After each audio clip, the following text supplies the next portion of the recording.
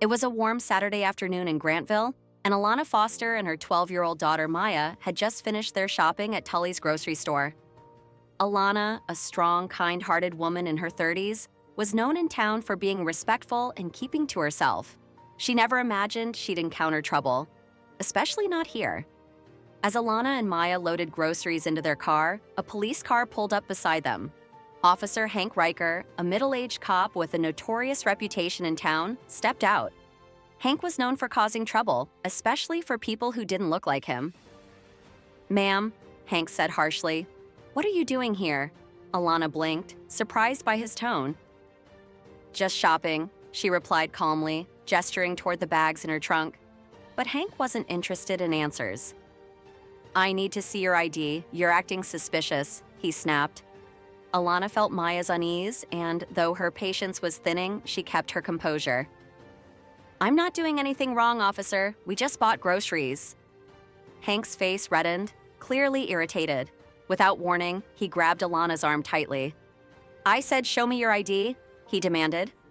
Maya, frightened, started recording on her phone. Alana noticed but didn't object. She knew documenting the situation was crucial. The tension grew as more people around them stopped to watch.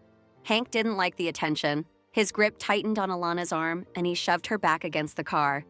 "Stop resisting!" he barked, though she hadn't resisted at all. Alana's mind raced, but her training kicked in. What Hank didn't know was that she held a black belt in karate. As his aggression grew, she knew she had to protect herself. "Let go of me," she warned, her voice steady but firm. Hank sneered. "You think you're tough?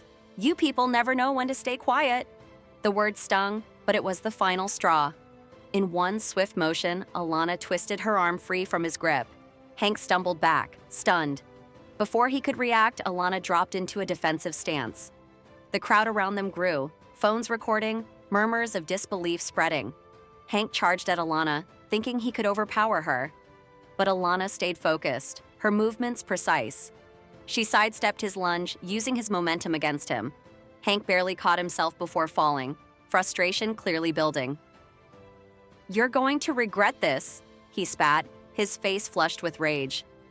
"I'm just defending myself, officer. Please stop," Alana said, her voice calm despite the chaos. But Hank wasn't listening. He reached for his baton, a dangerous gleam in his eyes. The crowd gasped as he raised it. Maya's heart raced, but she kept recording. Alana knew she couldn't back down now. As Hank swung the baton at her, Alana ducked and swept his legs out from under him. He crashed to the ground, stunned. He scrambled up, swinging again, but Alana blocked the strike with ease, keeping him off balance. The crowd was watching in disbelief as a single mother stood her ground against a cop who had clearly crossed the line. Some in the crowd even began cheering, while others whispered in shock. Realizing he was outmatched, Hank hesitated. His anger shifted to fear, but it was too late. In one final move, Alana disarmed him, tossing the baton far out of his reach. Hank lay on the ground, humiliated. Maya stopped recording, clutching her phone tightly. Alana stood over the officer, breathing heavily but composed. "Are you done?" she asked, her voice strong but calm. Hank didn't answer. He couldn't even look her in the eye. At that moment, more police cars arrived. Officers stepped out, taking in the scene. One, Sergeant Brooks, approached cautiously. "Ma'am, can you explain what happened here?" Alana took a deep breath and calmly explained the situation. The crowd murmured in support, and Maya handed Sergeant Brooks the video. As he watched, his skepticism shifted to understanding. It was clear from the footage that Hank had been the aggressor, and Alana had only defended herself. "Thank you, ma'am," Sergeant Brooks said, nodding respectfully. He turned to Hank, now sitting on the ground, humiliated.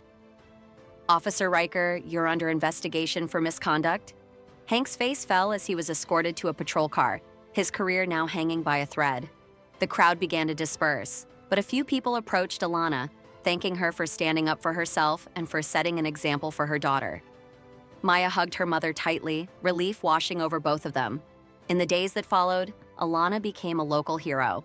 Her story spread across Grantville, a powerful reminder that justice could be served even when the odds seemed stacked against you. As for Hank, he faced disciplinary action and was eventually removed from the force.